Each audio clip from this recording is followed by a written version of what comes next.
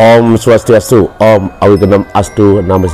Sahabat muda, sahabat milenial, kemudian para teman spiritual, para panitia sepuh guru yang ada di tanah Bali dan di alam Nusantara yang sangat saya muliakan. Nah, hari ini saya ingin berbagi lagi dengan kalian tentang apa? Hari ini saya ajak kalian jalan-jalan ke tanah Jawa Timur, Senduro, Lumajang, tepatnya di Pura Mandara Giri, Semeru Agung di Lumajang. Saya sempat datang ke istananya beliau, Ida Sangyang Siwo Pasupati.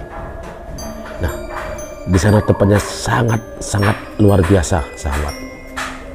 Di mana tempatnya sangat besar sekali, dan candi-candi Bentar, candi-candi Majapahit yang menghiasi tempat itu awal kita masuk. Nah, kemudian ada wantilan yang sangat besar, ada patung gajah di sana, dan kita masuk ke dalam ke Madya Mandala. Nah, di sana saya tertegun. Saya melihat istananya sesuhunan yang ada di Nusa Penida, Ida Ratu Gede Mas Sakti. Nah, beliau di sana beristana tepat di sebelah kiri daripada gelung kori itu sendiri. Kemudian ada warna poleng di sana. Ternyata Ida Ratu Gede Mas Sakti ikut berstana di Pura Mandara Giri, Semeru Agung.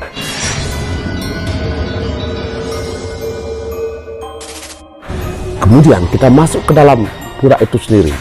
Di sana ada beji di sebelah kiri daripada Patmo sana yang besar sekali, istananya Sangyang Siwo Pasupati. Di sana ada beji di sana. Kemudian sangat luas dan nyaman sekali, sahabat. Sahabat muda, dari cerita-cerita orang-orang yang ada di tanah Jawa, kemudian dari kepercayaan kita.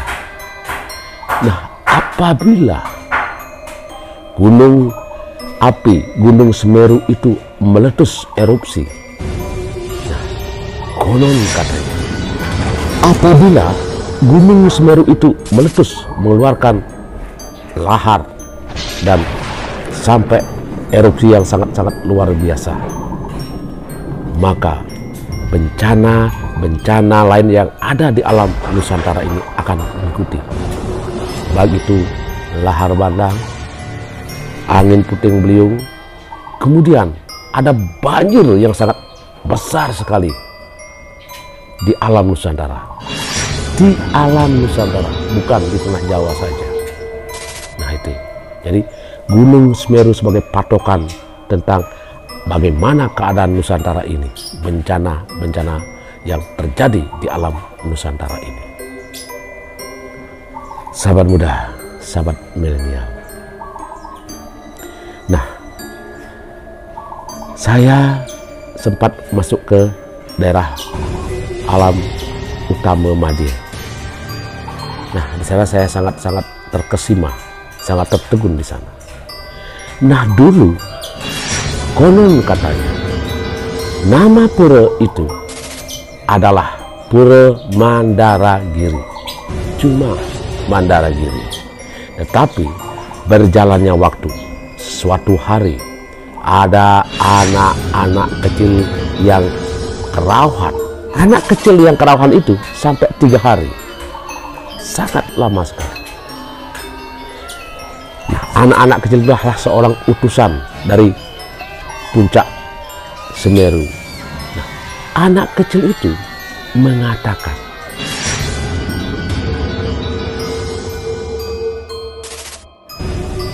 konon katanya Pura Mandara Giri itu kemudian harus ditambah dengan nama lain, yaitu Pura Mandara Giri Semeru Agung. Nah, di sana makanya sekarang nama pura itu diganti dengan nama Pura Mandara Giri Semeru Agung. Itu dari datangnya pesan-pesan, wisik-wisik dari beliau yang maha sakti yang ada di puncak Semeru sana. Lalu kemudian saya beranjak keluar dari Utama Mandala. Nah, di sana saya ketemu pada seorang. Nah, beliau katanya dari nenek moyang beliau sampai sekarang dia sudah menganut agama Hindu. Beliau di sana sebagai penjaga di sana, sebagai pencalang, tiap malam kerja di sana. Nah, suatu saat datanglah seorang Maharsi berjanggut. Jadi beliau memakai kain putih. Nah, bagaimana pengakuan Bapak ini? Kalau dulu Pak, dulu masih saya ditugas di sini untuk pecalang. Gitu. Oh, pecalang dulu. Pecalang, penjaga. Penjaga dulu. Nah, kalau malam kan sering jalan-jalan malam. Itu kadang ya ada seperti orang pakai jenggot tua orangnya gitu. Kalau itu yang lainnya Jerumangkunya sering gitu. Oh, Jerumangku di sini. Itu di sini ya. Itu kalau malam yang kadang ya ada seperti itulah, ada orang tua jalan.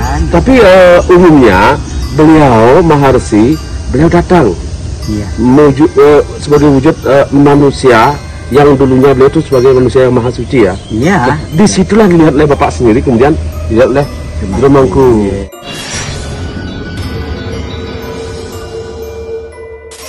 Nah, kalau saya merasakan di sana, memang di sanalah Sanghyang Siwa Pasopati.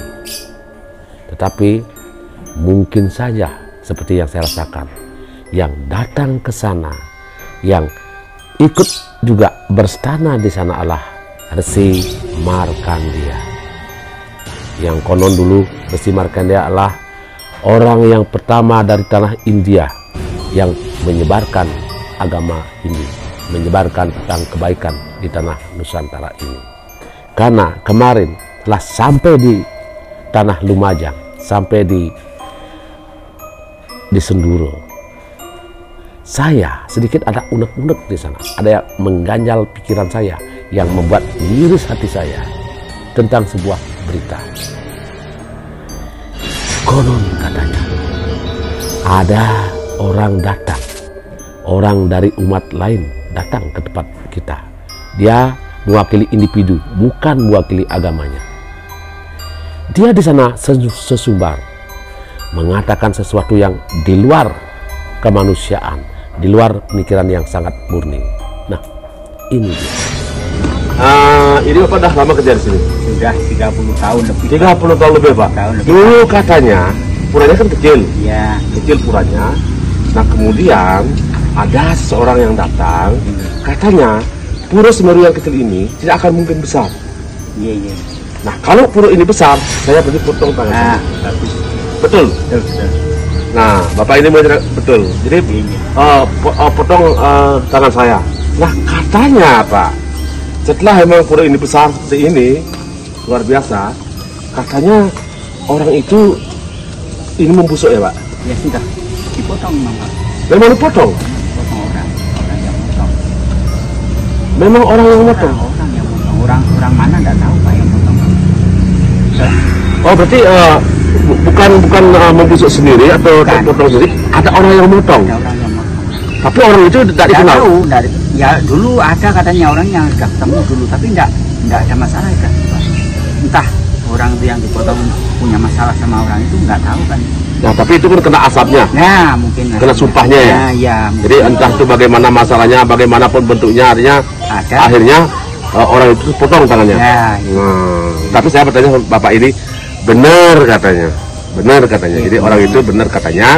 Jadi mereka berani bersumpah kalau Semeru ini besar, maka potong tangan saya katanya. Ya, akhirnya terpotong. Nah, kemudian dari pengakuan Bapak itu sendiri, orang yang datang sesumbar kemudian sampai mengatakan hal-hal yang di luar nalar manusia, di luar toleransi, sampai ingin memotong tangannya itu hingga terjadi. Saya masih tidak percaya. Saya tidak percaya dengan pengakuan Bapak itu sendiri. Saya masih ada keraguan, ada keganjalan di sini. Nah kemudian di Utama Mandala saya ketemu dengan Jero Mangku. Jero Mangku yang ayah di Pura Mandaragiri itu sendiri. Saya memberanikan diri bertanya tentang kasus itu sendiri. Nah bagaimana kata Jero Mangku? Swastiastu, Om Awigadam Astu nama saya. Nah hari ini saya bersama Romo Mangku gede yang ada di Semeru Agung. Nah ini Jero Mangku, saya ingin bertanya kepada Jero Mangku. Nah terkait dengan keberadaan pura di sini, tentu saya pertama kali juga datang di sini ke pura ini, dan itu juga sangat luar biasa, auranya sangat luar biasa. Nah yang sangat menusuk mengiris hati saya ini kan tentu ada suatu cerita-cerita yang membuat mengganjal otak saya, Jero Mangku ya. Nah kemarin katanya, konon katanya ya, nah ini konon katanya nih, ada seseorang nanti entah itu namanya orang Islam, orang Buddha, orang Kristen, apapun bentuknya, tetapi di sini saya kira Jero Mangku dan saya pun tidak pernah merasa bermusuhan. Kami selalu bersaudara ya. Nah tetapi di sini ada suatu kata-kata yang sangat menyakiti hati kita, tidak bertoleransi di sini. Nah katanya dulu pada waktu berstadanya beliau di sini awalnya kan kecil, katanya Jero Mangku ya. Nah tetapi setelah kecil itu ada orang datang, kemudian mereka mencemooh tentang tempat ini, bahwa tempat ini adalah tempat yang tidak bagus katanya, tempat ini adalah tempat yang tidak akan pernah besar, tetap akan kecil, mungkin akan hilang tempat ini, istilahnya beliau. Nah kemudian beliau menutup tempat ini, orang itu, saya nggak mau bicara ya, entah itu orang Islam, entah Buddha, apapun yang beliau individu ini. Nah itu, nah ternyata setelah saya lihat seperti ini, luar biasa seperti ini, nah konon katanya Jero Mangku, orang dia bilang ngomong ini, kalau memang pura ini besar, bisa jadi potong tangan saya. Nah itu apa betul Jero Mangku? Ya memang gini, saya berikan sedikit tentang masalah tentang hal itu. Memang dulu awalnya memang semuanya, jangankan masyarakat yang ada di lingkungan, pemerintah, maaf ya, pemerintahnya pun setempat tidak menyetujui bahwa umat Hindu mau membangun pura di sini. Nah, karena alasannya di sini adalah lingkungan umat Muslim. Nah, kemudian bahwa semuanya ada pihak-pihak yang agar supaya tidak jadi pura di sini. Memang itu pun juga ada oknum-oknum yang mungkin ingin menggagalkan di sini. Namun karena sudah kehendak beliau bahwa di sini terus dengan apapun yang akan terjadi, umat di sini tidak kecil hati, bahwa karena membangun tempat suci ini adalah tempat peribadatan umat Hindu dan nantinya untuk umat dimanapun berada. Nah itulah setelah itu bahwa ada seseorang yang mungkin orang itu memang sengaja untuk menyemooh untuk umat Hindu, karena umat Hindu yang ada di Kabupaten Lumajang jumlahnya sangat sedikit, sehingga tidak mungkinlah akan bisa membuat pura besar peribadatan, pura sebesar ini. Sehingga seorang itu adalah sesumber bahwa kalau sampai bisa jadi berdiri pura di sini, potong saja tangan saya. Itu memanglah sesumbernya seorang itu. Nah sehingga orang itu mungkin ada jalan yang mau terpotong, bahwa orang itu melaksanakan, mempunyai yaitu pekerjaan pedagang. Pedagang kain keliling-keliling masuk desa. Nah di situ untuk sambil mempengaruhi umat yang ada di desa bahwa Hindu, bahwa jangan keluar, ya disuruh keluar dari Hindu, disuruh masuk ke agama yang lain, ataupun terus terang itu adalah untuk masuk ke Muslim. Nah sehingga itu pun ada orang yang dipengaruhi, kebetulan pas di daerah Tengger seorang mayoritas Hindu di sana dipengaruhi, bahwa sehingga orang yang dipengaruhi itu mempunyai pikiran yang lain. Nah sehingga tiba-tiba orang itu marah, terus sampai bertengkar. Bertengkar sehingga orang itu dikejar, ditebas. Nah sehingga kena tangannya. Tapi yang itu terjadi. bukan sengaja motong tangannya, tapi tangannya yang kena. Tangan yang dipotong oleh umat kita sendiri dulu.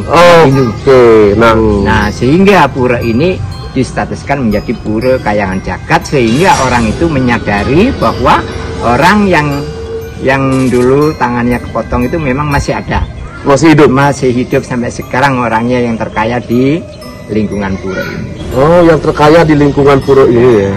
Oke, terima kasih Jero Mangku. Terima kasih atas wawancaranya. Nah, itu sahabat muda, sahabat milenial.